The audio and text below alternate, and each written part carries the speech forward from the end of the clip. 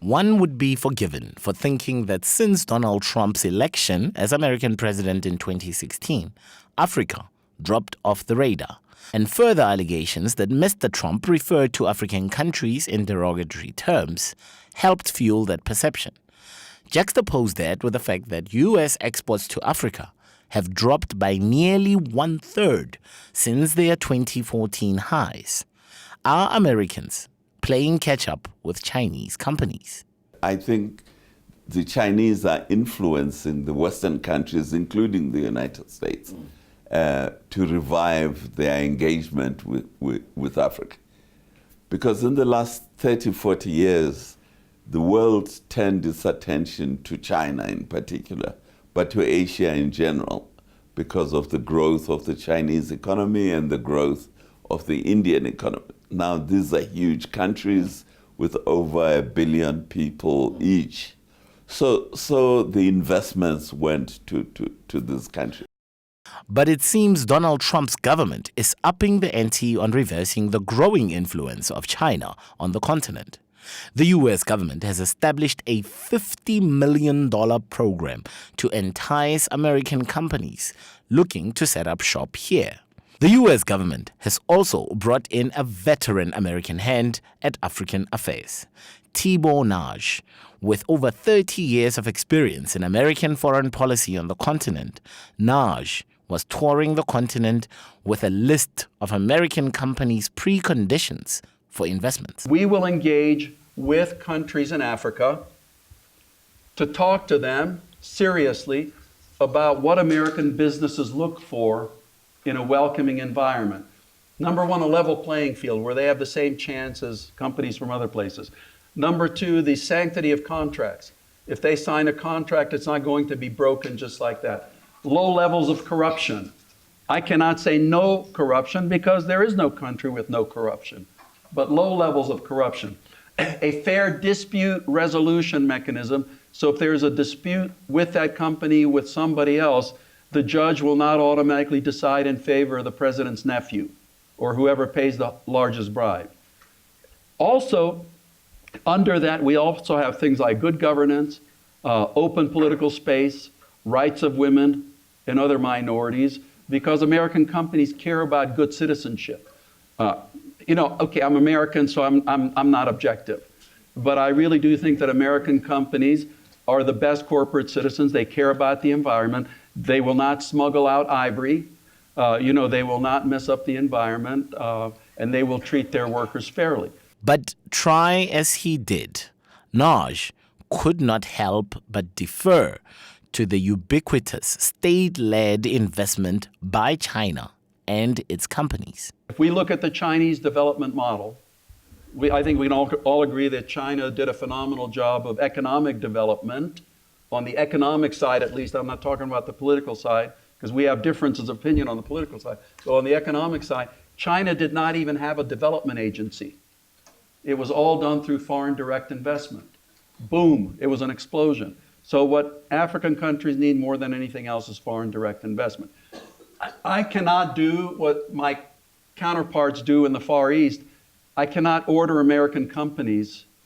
I can't say, U.S. Steel, go to the Gambia and set up a steel plant. I can't do that. I can encourage American companies to go to places.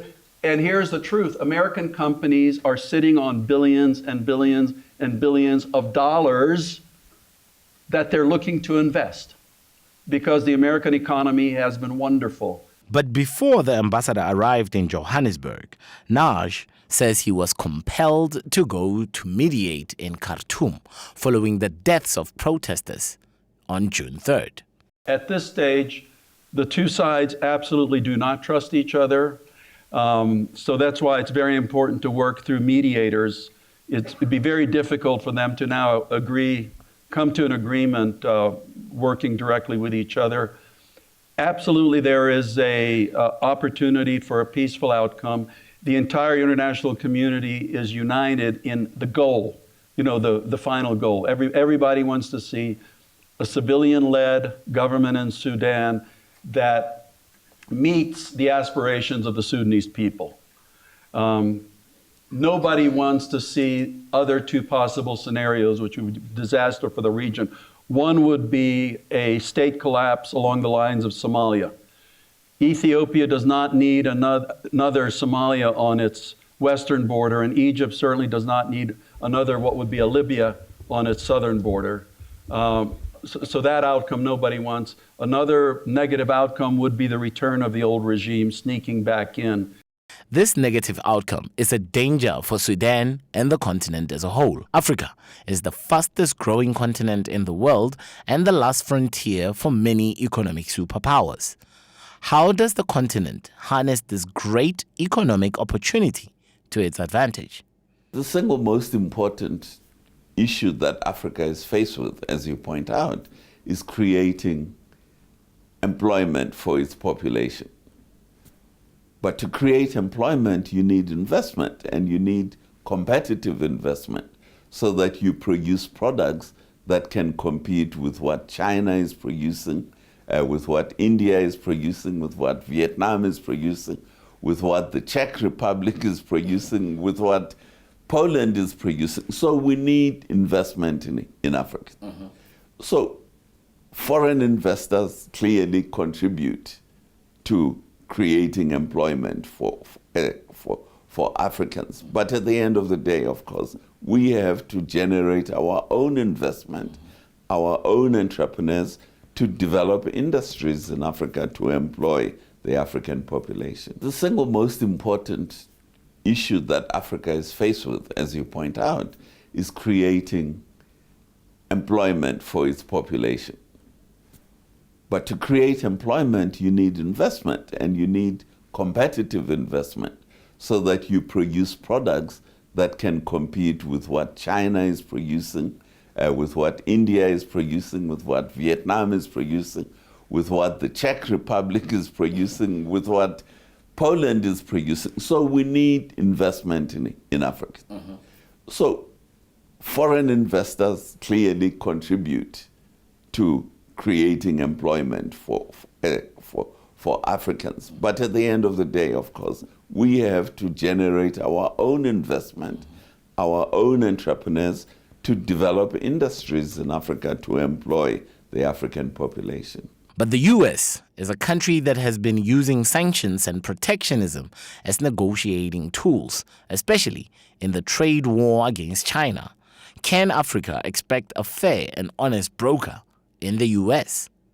For Africa, and I can only speak about Africa because that is my beat and that's my responsibility, I've been delighted with the programs that have come out. I mean, when I came into this job specifically to help with getting jobs for the young Africans, because I look to that as one of the major, will be, and I promise you historians will say, it was one of the major factors and movements of the 21st century. The doubling of the African population and the introduction of millions and millions and millions of young Africans facing two roads.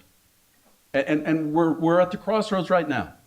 Because one way will lead incredible prosperity, dynamism, economic activity, Africa finally joining the global system, economically and technologically. That can come through the force of these young people who also, of course, will be millions and millions of consumers for those of us who want to sell them things.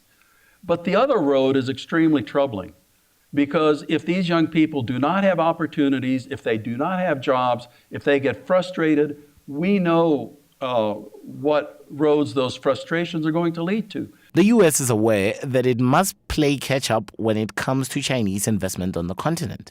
As things stand, the American government only has one bilateral agreement, and that's with Morocco. It has a long, long way to go in Africa.